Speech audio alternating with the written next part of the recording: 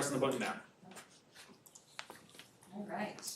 Well, I'll go ahead and get started. My name is Caitlin Palmer. I'm the Director of Regional Planning and Development at CROG, or the Capital Region Council of Governments.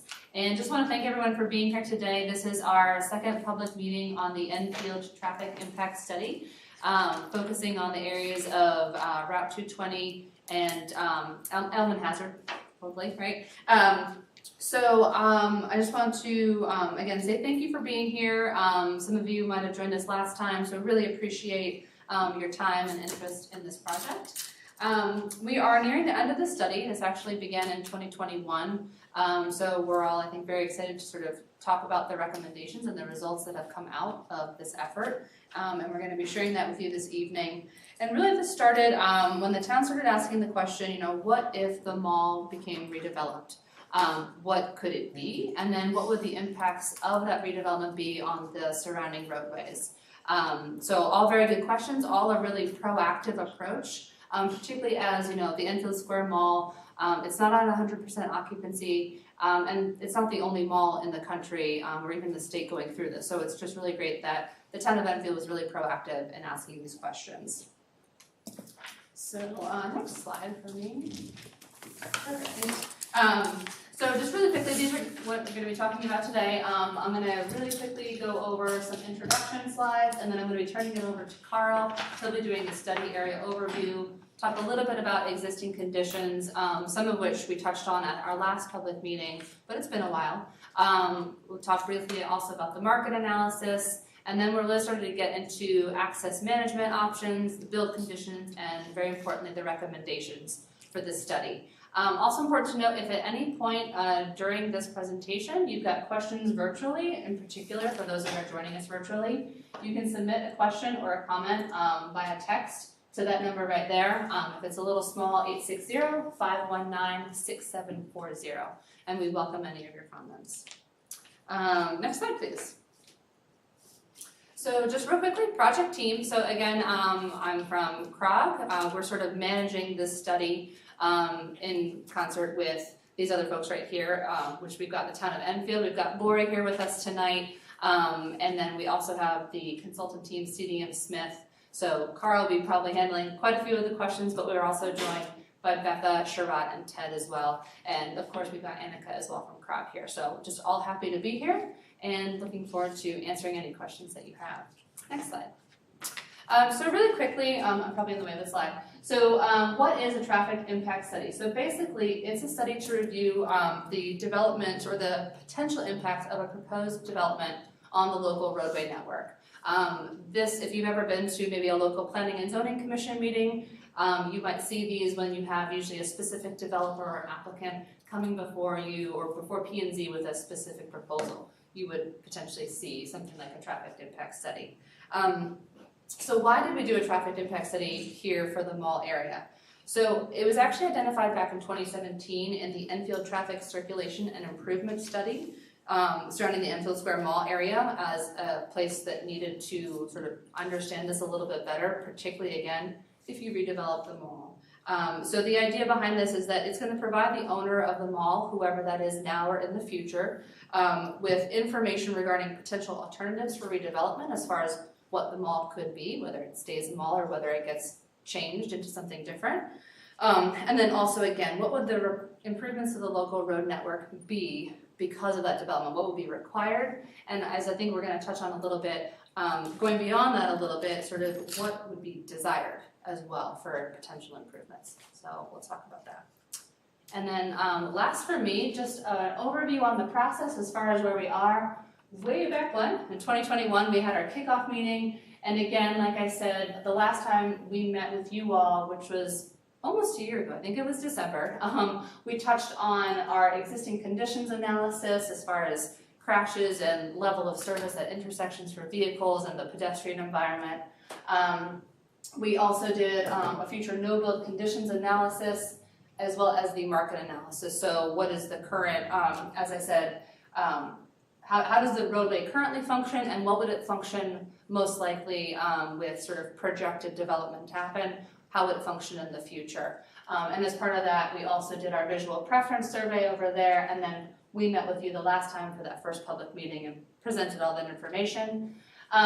When we left after the first meeting, everybody was able to, sort of who came here, was able to provide feedback on certain access options and potential changes to how you would access the mall as a way for us to explore in our next step process for how we could potentially do some traffic mitigation and improving traffic operations and flow and making things more pedestrian friendly, particularly on a long route, particularly on Long 220. So that was a selection of access options, which we then went to P&Z and we got their endorsement, and we're going to talk about those access options and exactly what we studied next.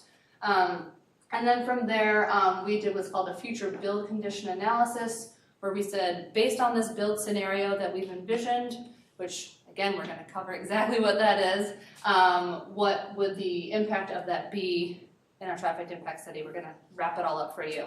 And that's where we are today during the public meeting, at which point we're going to go to P&Z later in the month, present to them something very similar to what you're going to see here today, and then, assuming all questions can get answered and everyone is satisfied with that, we will ask for their official endorsement, and then we will conclude our traffic impact study. So, high-level overview. Next slide, and I think it's Cara. Great. Thank you all so much. Thanks, Kate. So before we get into everything, I'm just going to go over the study area to show what we studied, the full extent of it. So you can see we focused largely on the corridors of Route 190 or Hazard Avenue and the corridor of Route 220 or Elm Street, and then lots of intersections that connect those two roadways together, especially in the areas surrounding the mall. So you can see in this black outline here is the mall, the orange is the total extent of the area that we looked at, and all of the yellow dots are the intersections that we specifically studied. There were 15 of them. Also bring to your attention the Connecticut River. Over here to the left of your screen on Route 220 is where the future train station will be. And then up to the north, we've got I-91 and the two interchanges, one on Route 190 and one on Route 220, Massachusetts up to the north. And so as part of the existing conditions, one of the major things we looked at was crash history. And so this graphic shows all of the crashes in the corridor at each of the studied intersections. We're showing two different things here. We're both showing the total number of crashes that occurred, which is a number that we would like to be low, right? And then we're also looking at crash rate.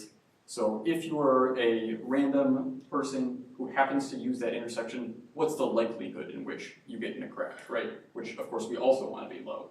So each of these circles, right, the large red meaning the most number of crashes. So this is just raw crashes over the years that were studied. And then a small green circle is a low number of crashes, 0 through 10. And then there's a black number next to each intersection, and those show the crash rate. So some intersections that we might want to look at is at this interchange. We see both high number of crashes, right, those red circles, as well as a high crash rate, 1.23 at the southbound ramps and 1.08 at the northbound ramps. We also see high crash rates at the intersection of Phoenix Avenue, which is one of the 4 access locations to the Enfield Square Mall today, right near the interchange along 190. And we also see a high number of crashes at the intersection of Hazard Ave at Freshwater, also with high crash rates. One intersection I'd like to point out is the intersection of Paloma and Cranbrook, which has a relatively low number of total crashes because there's fewer vehicles using that intersection, but it has a higher crash rate. So, it's important that we look at that as well. And so the next thing we took a look at in the existing conditions is the traffic operation. So how well is traffic flowing? So we took a look at 3 different peak periods which were identified of being the highest traffic demand in this area. Weekday AM, right, going to work, weekday PM, coming home from work, and then a Saturday midday peak hour, which has a variety of uses, people using these roadways in the middle of the day. And then we looked at existing 2021, which is we took out traffic counters at each of these intersections and counted the exact number of cars that were using them. And then we also used, we grew those volumes to the future and looked at a future no-build 2045 situation. You can see in the upper right-hand corner of the screen is sort of an example of what our model looks like. We're using a traffic simulation software called Synchro version 11. And then in the bottom right-hand corner, you can see what it looks like zoomed in at a specific intersection. This happens to be Route 190 at Phoenix Avenue, where you can see each of those turning movements, right? If you're coming from one of the roadways and turning left, each of those are counted and modeled. And so we look at a variety of different things when we're studying traffic analysis. We look at Q, so how long is a line of cars accumulating, right? We look at that in terms of the 50th percentile. What's like a typical condition, you know, if you're driving, what should you expect to see? Like how long is that queue? We also look at the 95th percentile, which is sort of if you happen to hit traffic at the worst moment, how long is that queue going to be? We also look at delay. If you're a driver using that roadway, how many seconds is this intersection going to slow you down on your way to wherever you're going? And we look at volume to capacity ratio, which is there's so many cars that want to use this roadway. What's the maximum number of cars that this roadway can have capacity for? Right? We want to make sure that that number is under 1, right? So the roadway is able to serve the number of vehicles that want to use it. However, primarily in this presentation, you know, all of those values are given in the report that's online, but we're going to focus mostly on level of service, which is what I'm going to talk about right now. So we've got A, B, C, D, E, and F levels of service. This is like a report card. A means you get to the intersection and there's no delay to you. You barely notice the intersection's there, and F is gridlock, right? You have a very high amount of delay, and it's a failure condition. I'd like to emphasize that level of service A is not necessarily preferable to level of service C. There's, you know, in any vibrant area where there's lots of people, right, we want to see cars. We want to see people visiting our businesses. We want to see people going to work. So, you know, basically anything under E is, you know, a healthy operating network. Level of service F is a failure condition, and we really want to avoid that at all costs. So this right here is the existing conditions. So this is in 2021 when we did our counts. We modeled each of the traffic signal controllers at all of these intersections and said, how is it performing today as a baseline? And so you can see at each of these intersections, we have 3 letters. And the letter on the left is how the intersection performs in the AM peak hour. The middle letter is the PM peak hour. And then the third letter is the Saturday midday peak hour. And so you can see in general, the Saturday operates the worst, right? There's the most demand on the network. And the PM also operates similarly to the Saturday peak hour. And there's slightly less traffic in the AM peak hour.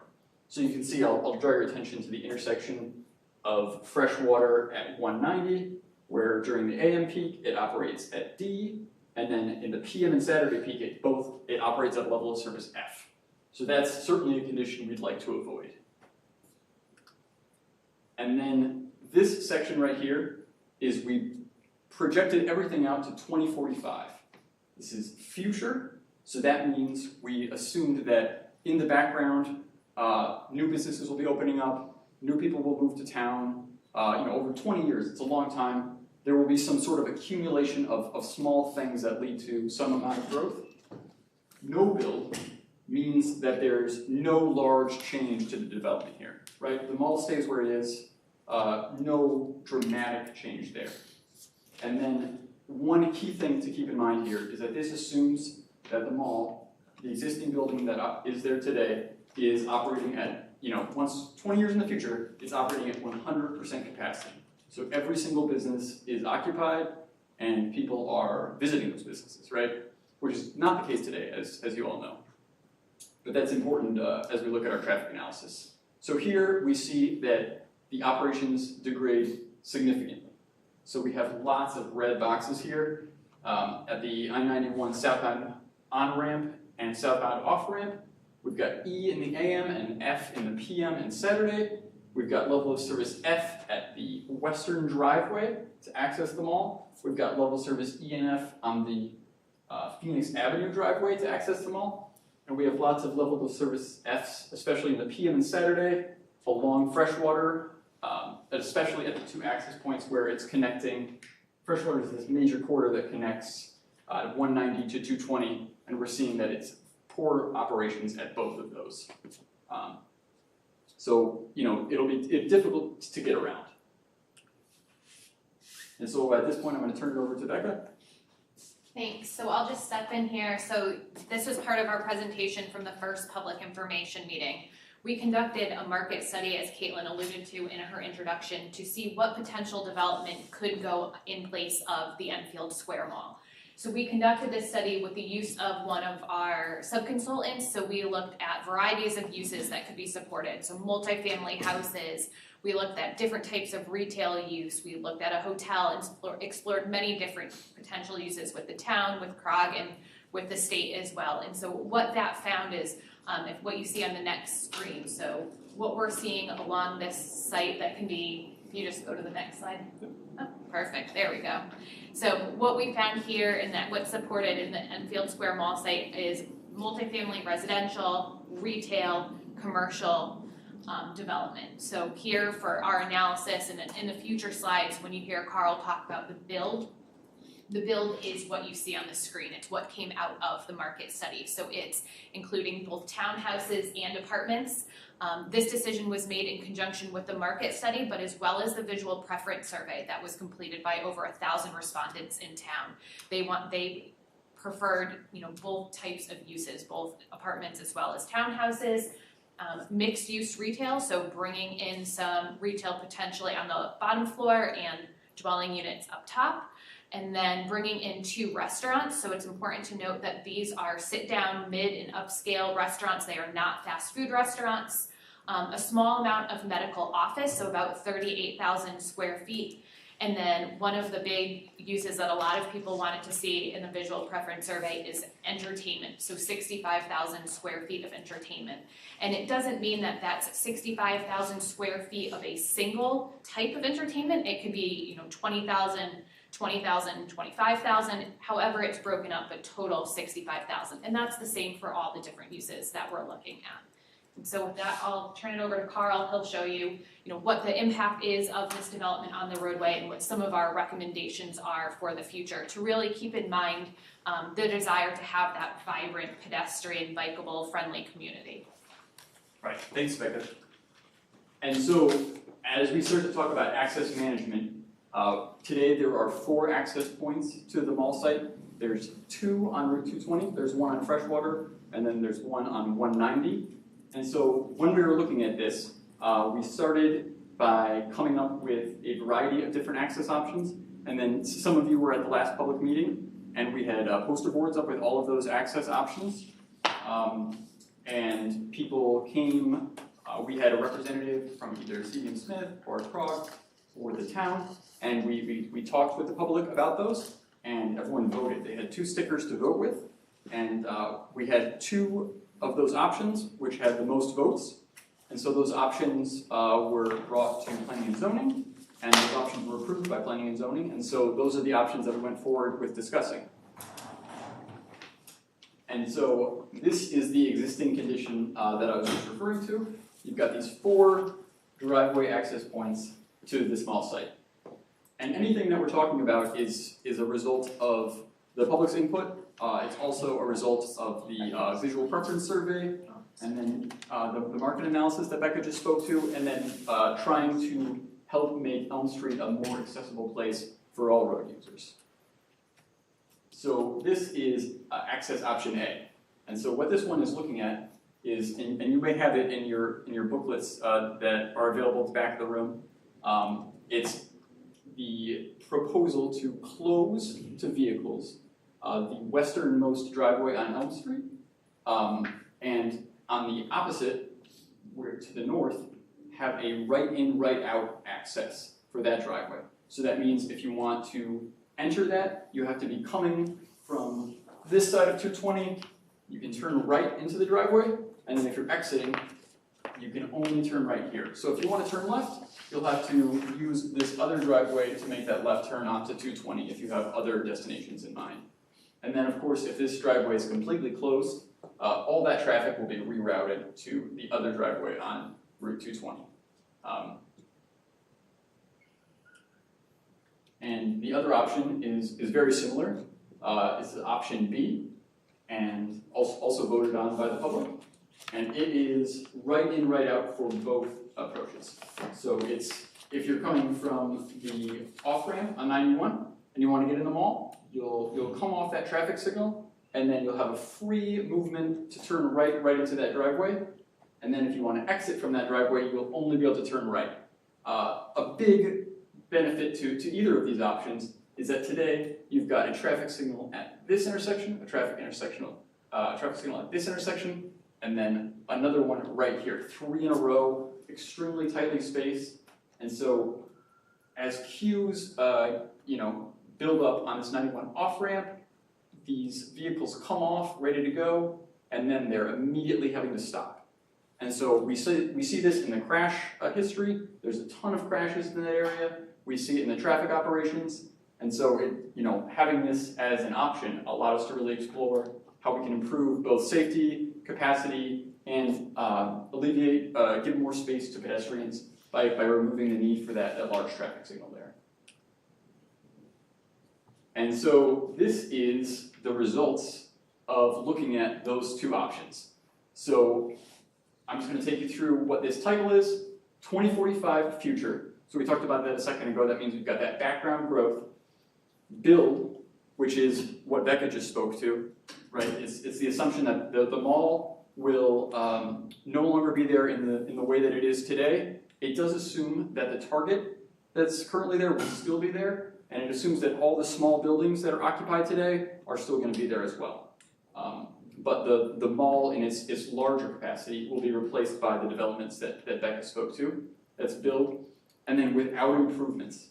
That means we're not making any large changes to the roadway network to make it safer, more pedestrian-friendly, more bike-friendly, better for cars, better for anything. It's just as is. You put this new development in here and see what happens, right? And so on the right-hand side of the screen, you've got 3 options: the existing access, right, exactly how your network is today; option A access, that's this one, right? Completely close that driveway. And then at the bottom, option B access. That means right in and right out from that driveway. So you can see the level of services at each of these, and I'll bring those up one by one. So here is the existing access. You can see here that this driveway, the westernmost driveway to the mall, right next to that ramp, performs okay during the AM and PM peak hours. But during Saturday, it really breaks down, and you've got level of service E. The southbound ramps, you've got level of service E and F, and then at Freshwater, you've got level of service E in the PM and Saturday. And this is showing each intersection sort of as an individual thing, but it's important to note that because of this extreme tight spacing, this level of service A and B is not really realistic, because these vehicles often have nowhere to go, right? They're turning left here and they're hitting a red light, they're turning right here and they're hitting a red light, and so this queue accumulates, right? So it's really important to look at not only the intersection itself, but the intersections adjacent to it, to see how that intersection will operate in real life. And so this is access option A. And so you can see that these 2 intersections are very similar in their operation compared to what we just looked at. You can see this western driveway now operates as a free condition. So it operates with 0 delay, right? So if you're coming through this, you won't realize that there is a intersection there unless you're turning into one of those driveways. And then I'm going to go back to this slide for a second. You saw this level of service E here at the westernmost driveway. When you look at access option A, that sort of level of service E-ness has been shifted, right? So now, instead of it being here, it's further away, giving the interchange more space to breathe, giving more distance for cars to queue up, right? So that there's not a blockage that's stopping vehicles from getting off this ramp. That's giving more room for vehicles to slow down, to have more space. But overall, it's relatively similar. And then I just changed the slide, but you probably didn't notice. This is access option B, and I'll go back to access option A. So I just like to make it clear that the traffic operations here are extremely similar between the 2 options. Access option A has a level of service D during the PM peak hour, and access option B has a level of service C during the PM peak hour. But other than that, we're talking about differences in delay of like 1 second, something that a person driving will never notice. So it's important to keep in mind that both of these options are relatively similar in the way that you'll experience them as a driver. And so here are the three of them compared to each other once again. And so with those conditions, like we don't like to see level service E, we don't like to see failures, we want traffic flowing really smoothly throughout your corridors, but we also want to have a really safe condition. We want to honor the visual preference survey where over 1,000 residents completed it. We want to look at new development in the town. And so with all of that in mind, we want to have strong transit connections, right? You've got this new train station coming. With all of that in mind, we looked at improvements to try to see how can we best look sort of future looking for this area. And so we came up with a lot of ideas and tested them to see how well they would work, in making sure that we're meeting all those goals, right? Safety and operations and, matching what the public is looking for. So the first thing we looked at is a road diet on Elm Street.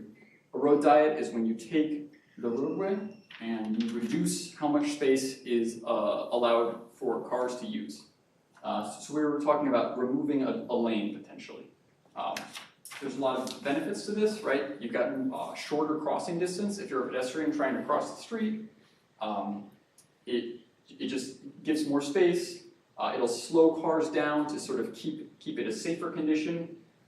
We were considering a construction of a median, which would allow for pedestrians crossing the street to sort of take a break halfway through, right? They get to cross half the street and then, pause, make sure everything's safe and cross again. Especially for older residents, this can be really helpful. Unfortunately, this doesn't work. The level of service is so bad, it's gridlock throughout the entire study area. So we certainly considered it, but based on the traffic volumes, it's not feasible. The next thing we looked at is traffic signal operations on Elm Street and Hazard Ave. And so that's taking our traffic signals that are there, making some traffic signal improvements in order to make those run as efficiently as possible, right? One of the things we looked at is modified coordination. So that's making sure that all of the traffic signals on each of those corridors are talking to each other. They have the best information possible, right? Where are all the vehicles that want to use this intersection? Where are the vehicles in intersection above, upstream of me? So that they can allocate green time so that you're not waiting at a red light and no one else wants to use the intersection, right? That makes people so frustrated. You're just driving through this corridor and getting green, green, green, green, green. Another thing we looked at is improved pedestrian phasing. So right now, there's a lot of pedestrians who want to use, especially Route 220, and there's sort of a mix of ways that people are crossing the street today. Some of the intersections have pedestrian push buttons, some of them have side street green, where you press the push button in order to get a green bulb to illuminate. We'd like it to be both safer and more accessible so that when a person wants to cross the street, it's very easy to. So what we recommended throughout Route 220 is LPI, or leading pedestrian interval phasing. So what that means is now when you cross the street, there's two different things that happen. The first thing that happens is you get to cross all by yourself. You're the only person in the intersection for like the first 5 seconds. And then once you're in the intersection, you're very visible, right? Then cars are allowed to go with you in the parallel direction. So it's a preferable condition to concurrent pedestrian phasing, where you get the walking person symbol and the cars get the green light at the exact same time. Maybe the car's not looking at you, right? This lets you establish your position in the intersection, and also is a very efficient way to run traffic as well. We also looked at improving vehicular detection, which I spoke to a second ago, just making sure that the traffic signal has the best information available so it's allocating green time most efficiently. And then we also removed a double left turn. There's a double left turn at Freshwater turning onto Route 220. We ran the traffic analysis and found that it's not needed. It's a very unsafe condition if you're trying to cross as a pedestrian in that direction, where you've got two vehicles turning left at the same time, creates a lot of sightline issues, and we found that it actually operates better without that double left. And so all of those options are included in our future recommendations. And we also looked at roundabouts. We looked at two different locations for roundabouts, both on Route 220. The first one we looked at was Elm Street at Freshwater. You saw that intersection operating at a level service E or F in a lot of the conditions that we just looked at.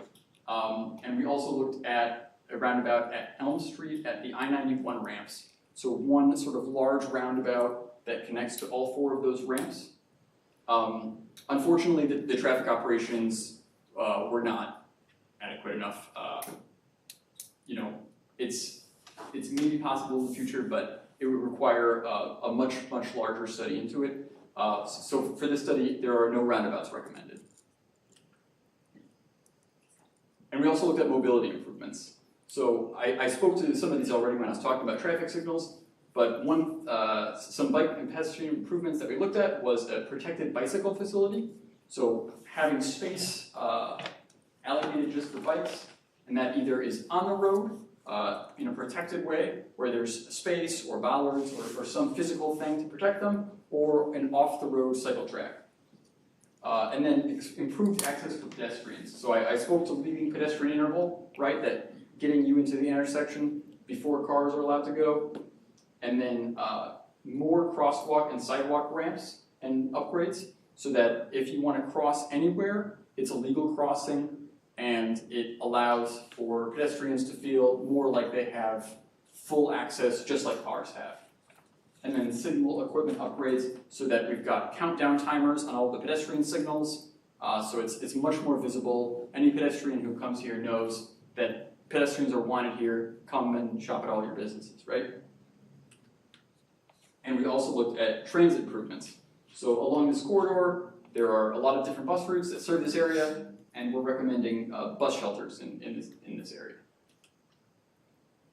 And so those were all of the options we looked at, and so from those options, considering all of the things, right, safety, visual preference survey, the traffic operations, these are the recommendations that we are going to talk about. So the first one is access option A. That's that full closure of that driveway, rerouting traffic. The traffic signal upgrades we're recommending is that modified coordination, improved pedestrian phasing, and that includes more access options for all those pedestrians along the corridor, improved vehicle detection, and that double left turn removal. And then bus shelters, right, we've got this new train station coming, and we want to have really good access from the train station to the mall. And then bike and ped improvements, LPI, more crosswalks, and that off-road path. And so with all of those options modeled in our traffic simulation model, we see the following results. And so this is access option A, right, which is right here. So that's the one I'm going to focus on right now. You see that operations are good. There's no level of service F in the entire corridor. Everything is operating at level of service E or better. You've got level of service E still at this I-91 southbound interchange. That's a tough intersection. There's a ton of traffic that comes through. There's a lot of southbound lefts that are coming off here, coming right into another intersection. Right? There's certainly room for improvement there, but it's it's operating at level service E. It's not failing. The queues are not failing because of the way that we've run this network. There's more green time allocated so that we're having all of our volume and capacity ratios under 1.0, meaning that any traffic that wants to access this can. And then we've got the driveway, right? We think that there's 4 driveways, right? 2 of those driveways have sort of been consolidated into one in this option, but we're seeing really good levels of service. Anytime during the weekday, right, AM, PM peak, we're seeing levels of service C, D, and then during that Saturday peak, we see level of service E, right? We're assuming a large development here, and there's going to be a lot of cars, but it's operating well. And then once you get out of that driveway, all of the intersections around it are operating at D or better. And so, we're very pleased with that. And so next steps, I'm going to turn over to Becca. Yeah, so the next steps for this study, as we mentioned in the beginning, next week we'll be at the Planning and Zoning Commission meeting on the 12th, so we will present to them our findings as well as our recommendations that you saw. If all goes well at that, they will adopt the recommendations at their meeting on October 26th, and then the final traffic impact study will be issued. So that will incorporate any comments that we received tonight, and then along with the open comment period. So comments are open until October 26th.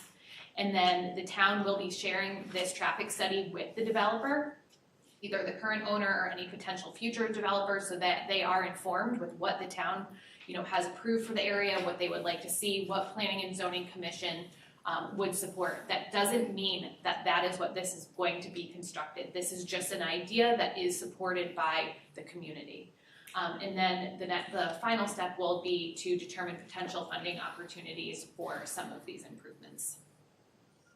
And with that, I will turn it over to Caitlin to moderate some of the questions. Sure, thank you very much. So, yeah, let's just jump right into it. Question, sure. Oh, okay. So you're gonna make a recommendation to the Planning and Zoning Commission. And my fear is they're gonna bulldoze any of your pedestrian and bicycle improvements. So I'm wondering too, are you going to actually advocate for the pedestrian and bicyclists in this community and generally, and what the trend is to actually put these things in place? Or are you gonna make them a lesser recommendation?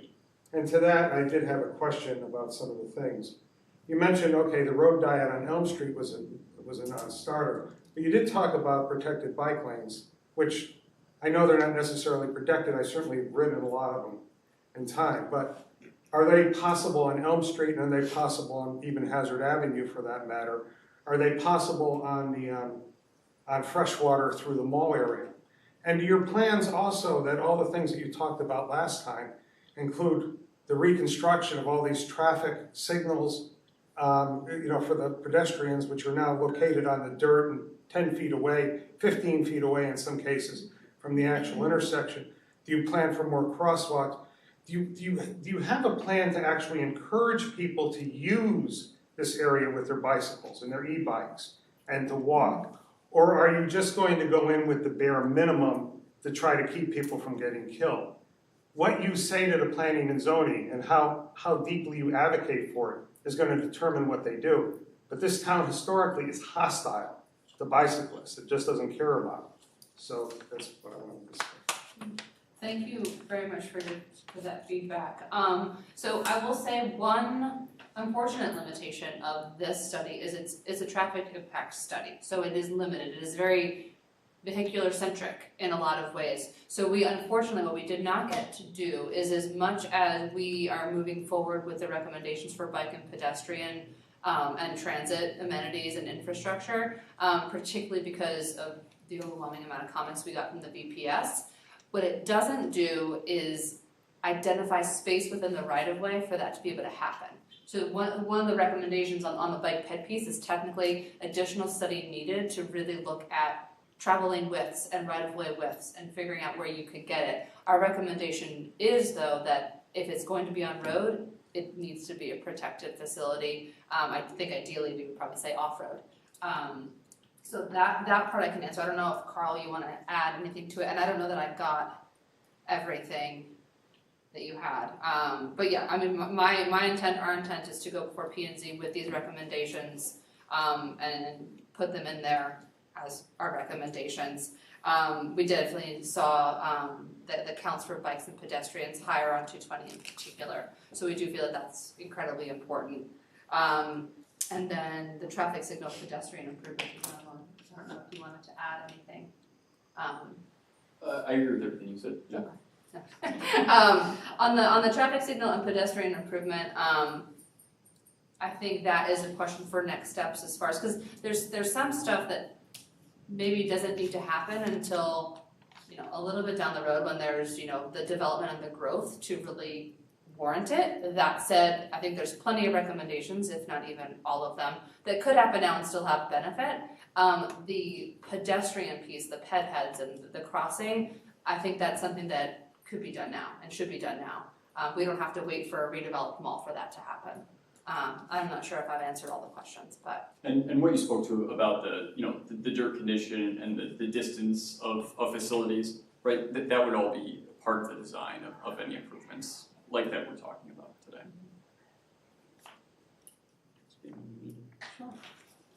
With the option A of shutting down that entrance ramp into the mall area, it would leave the right turn in, right turn out on that other lane. You know, like where Dunkin' Donuts, McDonald's is.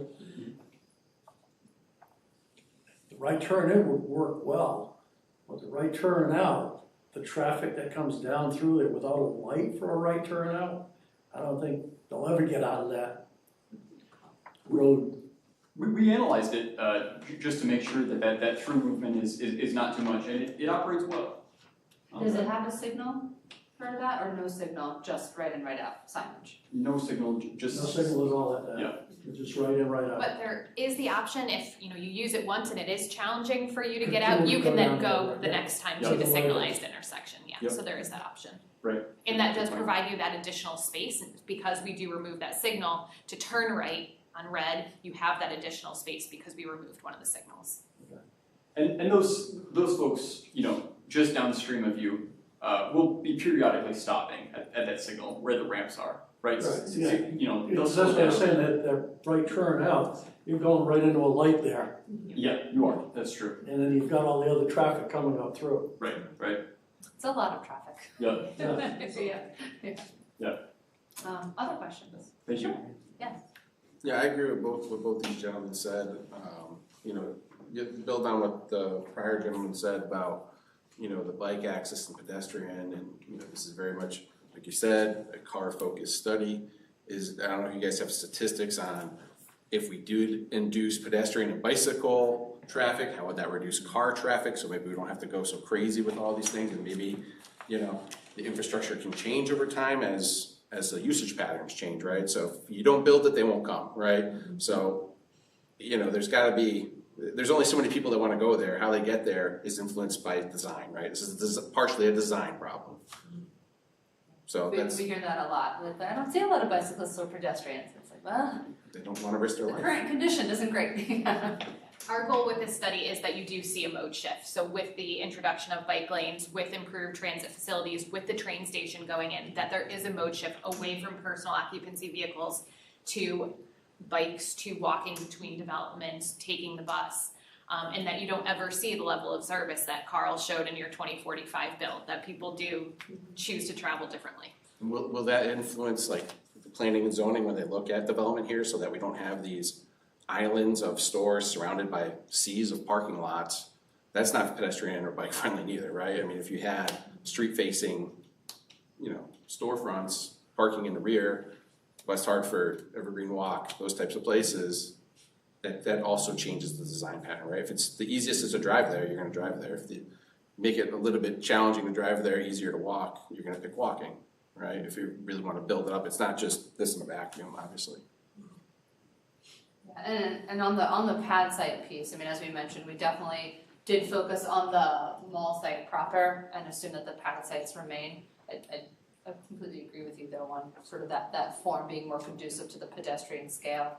And on the mode shift, I want to say specifically one of the recommendations is to look at the potential for mode shift. Yes.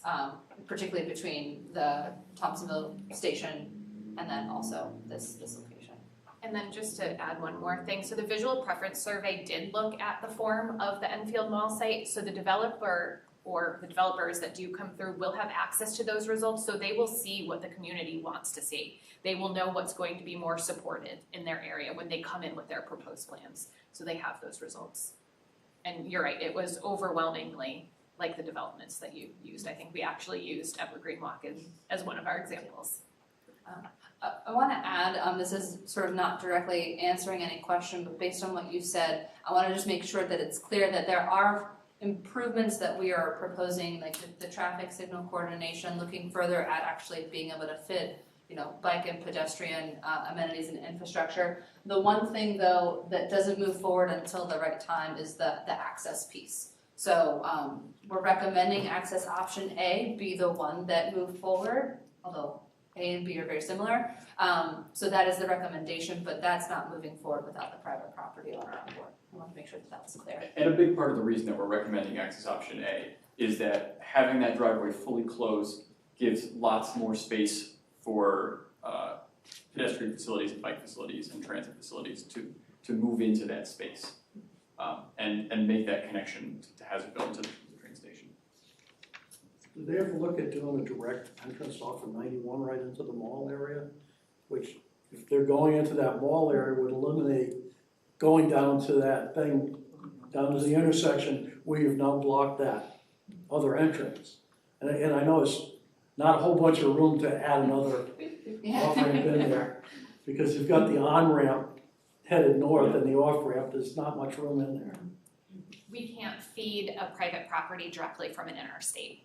So we would, we're restricted with that access. All right. Have you guys looked at like a frontage road between 47 and 48 as another option? Again, there's ways you could be creative there that would feed into that intersection you're trying to close and the other intersection at the end of Phoenix Ave there, if that was a frontage road.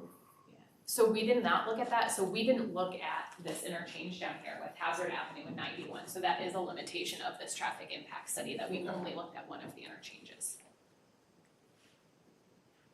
Other questions? And then, have we gotten any, I know we offered Yes. folks the ability to text in, okay? There is one.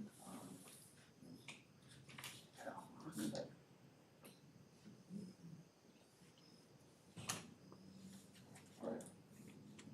So there's actually a question and a comment from the same person. So I'll read the comment first. That Coles Plaza is now owned by Ocean State Job Lot. They occupy the old Best Buy location now, so just an update. The question is, for the crash history slide, what years were considered for the crash data? Does that include the years of 2021 to 2023? It does not include 2021 to 2023.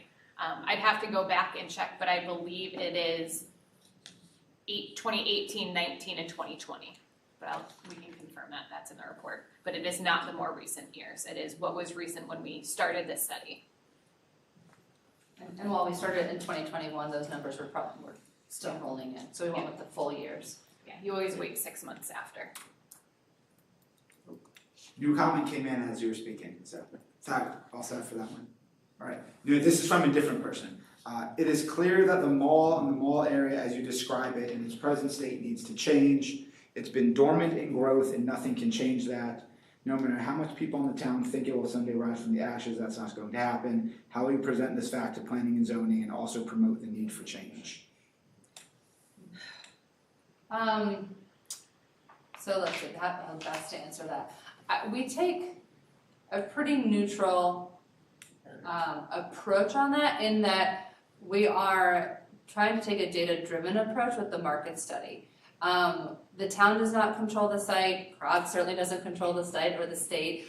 So any change that has to happen to the site has to be motivated by the property owner. We've tried to provide sort of a game plan, a very viable, market-driven, I think that's key, opportunity that I hope a developer takes advantage of. But again, it could stay a mall, or it could be redeveloped and provide a variety of housing options and a mix of retail, which again, the VPS, the visual preference survey results came back pretty strongly with that in mind and liking that opportunity. So I think as a developer, I think that's also helpful information. So some of it is very technical and data-driven as far as what's going to work from a traffic impact and mitigation piece, but I think some of it is also helpful for a developer or a property owner to know in the future what is likely to be maybe more acceptable than other things from the community standpoint, because that maybe has direct impact on time and money savings during a permitting process potentially. So I think that's how we would try to position this opportunity. Nothing else. Any other questions from folks here? Who owns that intersection? Like, who owns it? And this one? yeah, just who owns, I mean, is it the town, is it the state, is it the mall, is it all three somehow? And the reason I'm asking is, how hard would it be to beta test this? Throw some Jersey barriers, tweak the lights, I mean, it's simplistic, but, I mean, why wait till 2045 to know if this works? Let's try it 2024, 2025, I mean, how hard is that? Yeah, I love the quick build approach. Others that are probably more versed in this can answer this, we can potentially Patrick or DOT, but it is a state road. But then at some point it is the private property owner, and there are implications when you restrict access to a property owner. So I don't know, Patrick, if you want to add to that. Yeah, it is a state road. I mean, we would have to talk to the property owners to make sure that, everything's copacetic. We don't necessarily always do temporary builds or quick builds like that. Maybe if there's a dire need or potentially some serious safety concerns. It's not that we won't consider it. If the town works together and they want to approach district maintenance for an opportunity like that, we'll consider it. We can open the conversation. Proof's in the pudding, try it. Sure, yes. I just have one question, because you're closing that option A, you're closing that entrance into the mall. And at one time when the mall was full and the traffic was really flowing, we didn't seem to have these problems, but maybe we did. I've been here since that mall was built.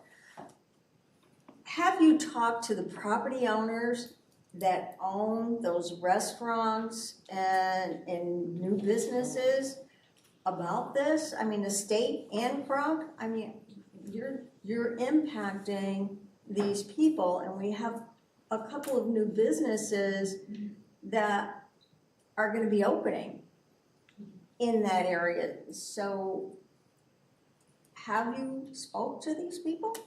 The new business owners, they own that property. It's part of the mall, but they bought that property, and you're gonna basically tell us, cut that entrance, move down, and then hopefully somebody will drive around and find you.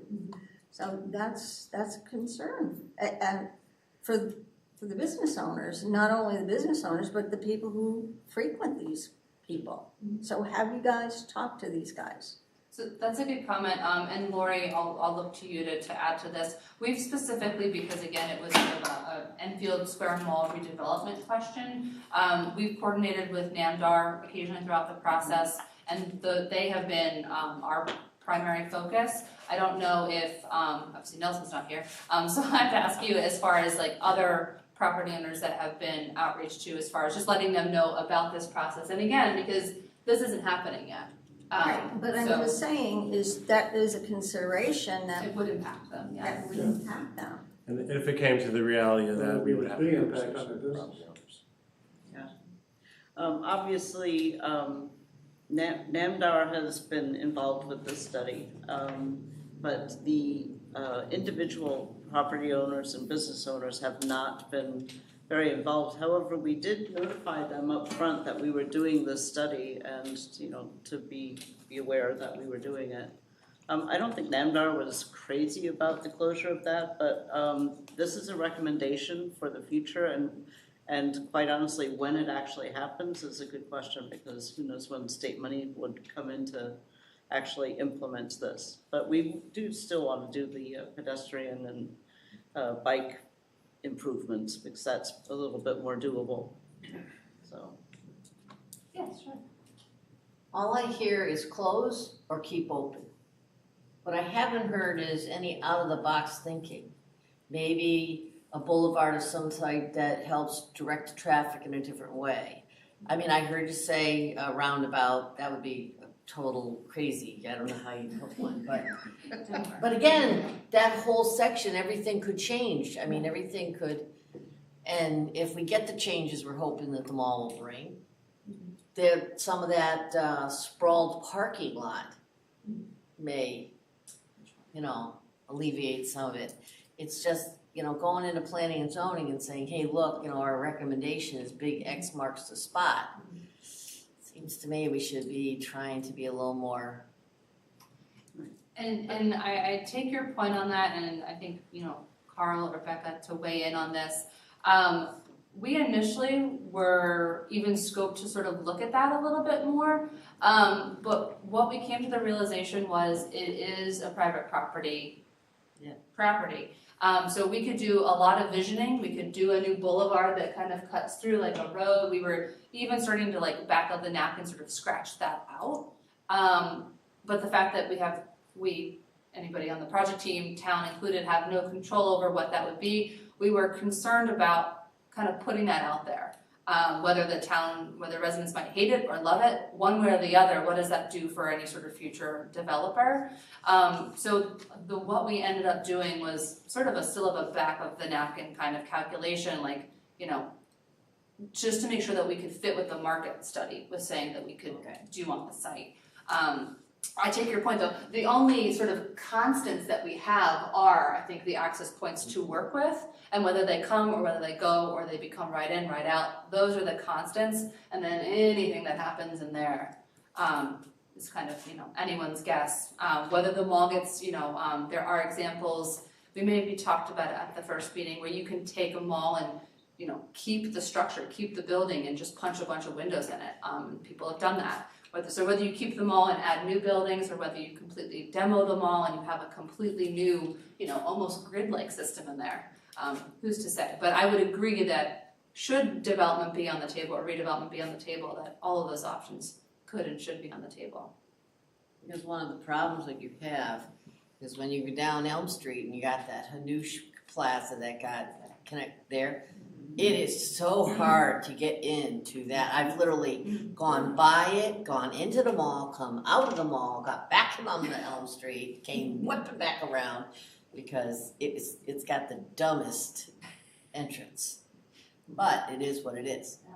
One of the access options we'd proposed was even trying to see if we could create a new entrance over here, but it didn't rate well with the public or PNC. So A and B. Right, and you've got that boulevard. Mm-hmm. Yep. Yeah. What might be a possibility in the future is actually connecting the Hanush site to the mall site That would make sense. internally. That would make But sense. if they are both, again, private Yep. entities. Same thing what you're gonna have with the new chicken place that's opening. They're gonna have a difficult time getting people into their parking lot. Oh, I'm sure they'll find their way to the chicken. I will find my way to Popeyes. Nothing stops me from getting to Popeyes. Did they ever consider, instead of a total closure, just doing a right in but nothing to get out? To kind of catch that traffic coming off of 91 and get them right in there? Just the right end. That wasn't looked at. Based on our analysis, it almost certainly would work similarly to this. But it was not explicitly investigated. I mean, that would alleviate some of that off-ramp traffic trying to get directly in there. Yep. And now you're not trying to blend them coming out of there into the traffic again. Right. Yep. It would make the easternmost driveway have slightly more right turns, and it's an interesting idea. Yeah. Yeah, A and B perform very, very similarly, as we said, so that is sort of a middle ground between A and B, so I imagine it would still be in that realm, speaking as not an engineer. I will say one of the reasons again why we're sort of saying A over B is from a conflict vehicle pedestrian aspect. Closing it is more safe, especially if you kind of provide that, off-ramp, easy in, our cars, doing what they need to and looking for the pedestrians when they make that right, or are we just making it so easy for vehicles to access the site? So I think that's, one of the reasons why we're recommending A.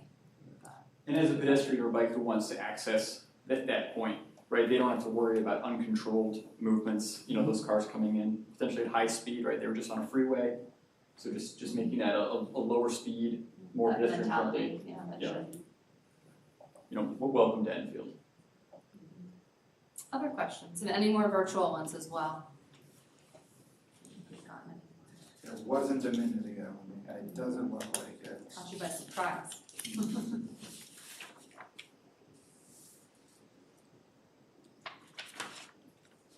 Nope, nothing else.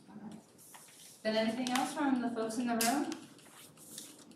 I just want to remind people, if you want more of a presentation, there'll be a little bit more details at the Planning and Zoning Commission meeting with this wonderful group that gave this great presentation. That will be October 12th. And if you really want more information, you can Like check even out more our than that. entire traffic impact study. It in all of its glory and all of its appendixes, it's about 2,000 pages, and you can find it around here at our project website. It's not all information you have to read. There's a lot of the backup and the traffic turning movements and the synchro models and everything that went into it. It's like a 60-page document otherwise. But if you don't want to read that, definitely read the newsletter. And if you have any questions, I think my contact information is here, as well as Lori. And there are comment forms in the back if you'd like to write your comments now and leave them for us in the comment box. Perfect. Well, if there's nothing else, do you have anything, Patrick? Did you want me to talk about next steps, or? I would love for you to talk about next Oh, steps. I wasn't okay. gonna put you on the spot, but. No, you can't, it's all right. I'm gonna stand up, if that's all Sure. right. I feel weird sitting with like people behind me. Yeah, no, come on up. Hi, my name's Patrick, I work with the Connecticut Department of Transportation, and I was very grateful to be able to work on this. I've been working on this study since the day it started, and I'm very excited about it. So next steps. P&Z and the residents need to come together, and once we finalize the report, what's gonna happen now is the town has to create all their preferred alternatives that they wanna see come out of this report. So their top priorities, whether it's improve the intersections, the traffic signals, option A or B, when that becomes available, a schedule, and what's gonna happen is the region's gonna propose that to the department. And then in doing so, we may take it over for key intersections, or we're gonna work with the region and try to come up with some funding. Right now with IGen Bill, we have a good steady stream of cash, and now is a great opportunity to finalize this report and see what we can do to get something built. I also wanted to reiterate when it comes to bicycle pedestrians, the department has an engineering construction directive that every single project that comes under design is going to be looked at thoroughly for bicycle pedestrian improvements. Not saying anything can happen, however, we're definitely going to look at it to make sure that, crosswalks, sidewalks, pedestrian crossing, everything that Carl had talked about earlier is going to be incorporated as part of the project, so you don't have to think, we do know that when you improve traffic, you do also improve bicycle pedestrian safety as well. It's a known fact. But we do know there are concerns out here. Obviously, we would be doing a traffic impact study if there wasn't. And I think with CDM Smith and the crowd coming together, they came up with some really, really good alternatives for you guys concerning the scope of the work. So we're really excited about the report. Our engineers loved what they produced, and we're in favor for it. So once you guys can come together and put this proposal for us, and hopefully we can get this into work sooner than later. So before 2045. Thank you. Can you do any lighting underneath the bridge? We could. It could be part of the proposal. Because I'm telling you, it's dangerous, especially for pedestrians and bicycles. Even during the day, it's quite dark under there. So typically the town will have an LTA or a local traffic authority. It could be the chief of police or I don't know who it is for Enfield. Town manager. Town manager. They can. Is that the kind of thing that could get done before? They can open up the conversation with our district maintenance office, District 1, and they can start that conversation and say, hey, it's pretty dark, there's a safety concern. I don't know their processes inside and out, but it's something that we would take into consideration to see if we can assist you guys, or what it would take. Lori, what do we have to do? Talk to Ellen. We'll write her a letter. Perfect. Okay. Thank you. And to the extent we can, we'll include that as far as, pedestrian observations. We only did the site visits during the day, so we didn't get to experience the nighttime experience, so. It's That's all. pretty creepy. It's not very welcoming. No. Yeah. Divides the town too. They've been working on improvements over the last month or so, but I'm not exactly sure if there's any lighting involved.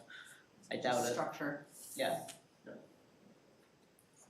Did you have anything else, Becca? I was just gonna say, to support your letter, we do have pedestrian volumes along that area, so you can see the number of pedestrians that are actually using that corridor and those intersections. In the 60-page or the 2,000-page? You do have to dig for it, but I can send Lori the numbers for you. All right. And we'll post all of this stuff on our website, probably on the planning page. So. Any last comments or questions? Okay, well, great, thank you all so much for your time, and if you came the last time, thank you the last time as well. I know it's been a process and a long time coming, but very excited, and thank you again. And thank you, great job. Thank you. It's great